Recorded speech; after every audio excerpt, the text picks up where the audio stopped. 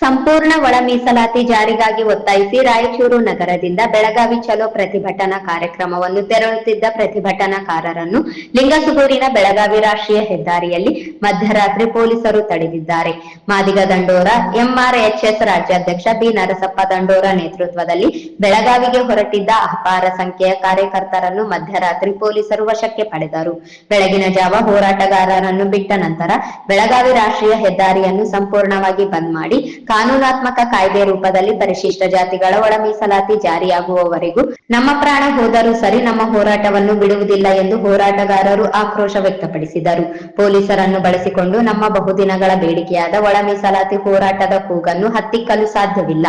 ಇದು ಬಹುದಿನಗಳ ಬೇಡಿಕೆಯಾಗಿದ್ದು ಇದೇ ಅಧಿವೇಶನದಲ್ಲಿ ಒಳ ಮೀಸಲಾತಿಯನ್ನು ಅಂಗೀಕರಿಸಿ ಜಾರಿಗೊಳಿಸಬೇಕು ಎಂದು ಆಗ್ರಹಿಸಿದರು.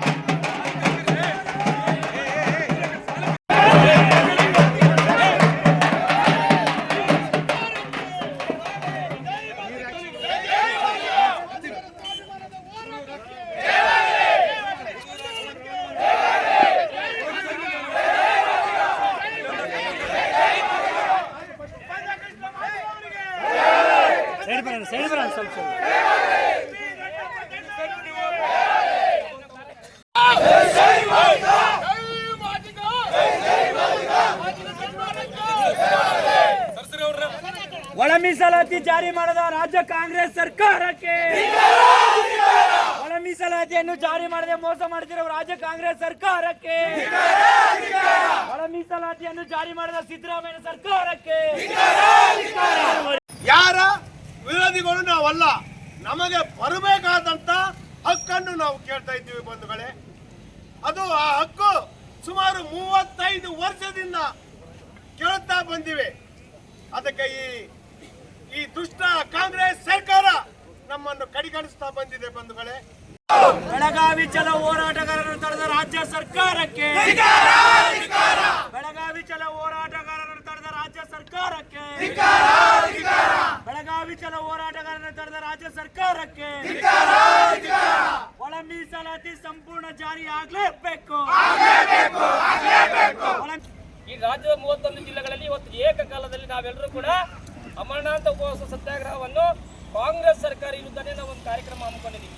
ಇವತ್ತು ಮಾದಿಗರು ಪಾಲಿಗೆ ಇವತ್ತು ಕಾಂಗ್ರೆಸ್ ಸರ್ಕಾರಕ್ಕೆ ನಾವು ಮತವನ್ನು ಕೊಟ್ಟು ಇವತ್ತು ಬೀದಿಗೆ ಬಂದು ರೋಡ್ ಮೇಲೆ ಕೂತ್ಕೊಳ್ಳುವಂತ ಪರಿಸ್ಥಿತಿ ನಿರ್ಮಾಣ ಮಾಡಿರುವಂತ ಕಾಂಗ್ರೆಸ್ ಸರ್ಕಾರ ವಿರುದ್ಧನೇ ನಾವು ಇವತ್ತು ಈ ಹೋರಾಟವನ್ನು ಹಮ್ಮಿಕೊಂಡಿದ್ದೀವಿ.